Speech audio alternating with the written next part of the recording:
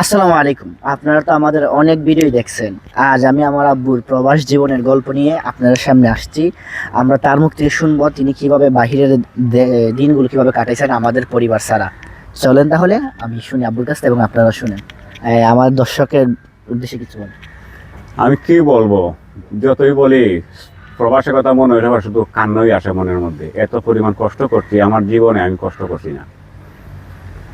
1200 salary হইতাম, 1000 চাতাম দেশের মাঝে, 200 রাখতাম। আমি অনেক সময় আমি তো পান সিগারেট খাইতাম, পান সিগারেট খাইতাম না। রাস্তা মাঝে আইতাম গিয়ে অনেক আরবি কাছে চাইতাম কাকা সিগারেট দে, অনেকেই দিত অনেকেই দিত না। অনেক সময় রাস্তা থেকে খুঁজে নিয়ে খাইতাম আমি। আর আপনারা জানো যারা সিগারেট খায় এরা সিগারেটটা খাওয়া লাগবেই। অনেক সময় অনেকদিন ভাত খাইতে পারছি না, ডিম দিয়ে ভাত খাইছি, ডিম দিয়ে আর কয়দিন ভাত খাওয়া যায়। অনেক সময় পানি দিয়ে ভাত খাইছি, কাঁচামরিচ দিয়ে ভাত খাইছি, কোনোদিন ভাত খাইছি না, আনা হাইয়া ঘুমাইছি।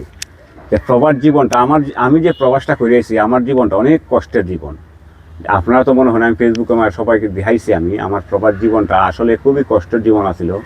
এত পরিমাণ আমি সৌদি আরব কষ্ট করেছি, আমার তাল্লই বলা যেমন সকাল 6টা থেকে সন্ধ্যা 6টা পর্যন্ত আমার ডিউটি করা লাগতো। ঠান্ডার সময় তখন তো শীতের ঠান্ডার সময় এসে হাতও এইভাবে থাকতো, সোজা করাইতো না, সোজা করাইতো না, ঠান্ডায় মোবা হাত থাকতো।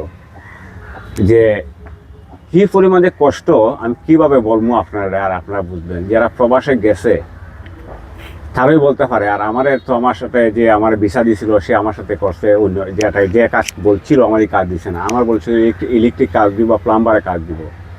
আমি অনেক দেশও কারেন্টের কাজ, পাইপ ফিটারের কাজ করছি, বাংলাদেশও করছি, অনেক দিন করছি। আর প্রবাসে যাওয়ার পরে আমার দেশে একটা মাজরার মধ্যে শুধু আমি আসছিলাম, আর যে এলাকার মধ্যে কোনো বাঙালি কোনো লোক আসছিল না। এত পরিমাণ যে কষ্ট করছি, সারাদিন কাজ করার পরে মন চাইছে একজন বাঙালির সাথে বা আমার দেশের একজন ভাইয়ের সাথে কথা কইব, কথা কওয়ার কোনো মানুষ নাই। আর তুমি যে এত কষ্ট করো সবাই তো দেখাইছো একদম লাইভ, কিন্তু অনেকে বলতেছে এইসব অভিনয় করতা কিংবা মানুষ নাটক দেখাইতা।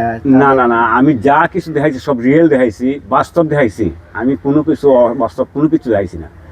আমি সবসময় যেটা আমি সারাদিনের কাজ যেটা করছি সব কিছু আমি তুলে দেওয়ার চেষ্টা করছি, যে প্রবাসে আমি কত কষ্ট করছি। গাতা করে গাতার ভিতর থাকছি, বাতাসের লাগি, বাতাসের লাগে টিকা গেছে না, গাতার ভিতরে আমি সময়কে আশ্রয় নিছি বাতাসের কারণে, ঠান্ডার কারণে, বৃষ্টির কারণে। আপনারা তো আমার অনেক এই যে গাতা করছি, গাতার মাঝে আমি আসলাম, ওইটাও দেখছেন আপনারা। তে আমি যা কিছু করছি, এখনও যা কিছু করি, আমি সত্যটা ফেসবুকের মাঝে তোলার চেষ্টা করি। আমি ফেসবুকের কাছে যা কিছু রিয়েল দেওয়ার চেষ্টা করি আর বাস্তবটা দেওয়ার চেষ্টা করি। তে আসলে যারা প্রবাসে যাইবেন, যার কাছে ভিসাটা লইবেন, ভালো করে যাচাই করবেন, যাচাই করিয়া তারপরে আপনারা ভিসাটা লইবেন, যেতে আপনারা বিদেশ গিয়ে যে কাজটা দেয় ঠিক এই কাজটা পান। আমারে তো বলছিল যে আপনি কাজ করবেন, খুব সহজ কাজ, আমারে কইয়া নিছে, নেওয়ার পরে তো আমার কি কাজ দিচ্ছে আপনারা দেখলেন। আসলে এটা আমার একটা নসিব আছে। যাই হোক, সবাই আমাদের জন্য দোয়া করবেন এবং আমাদেরকে এইভাবে ভালোবাসা দিয়ে যাবেন। আশা করি সবাই ভালো থাকেন। আল্লাহ হাফেজ। আসসালামু আলাইকুম।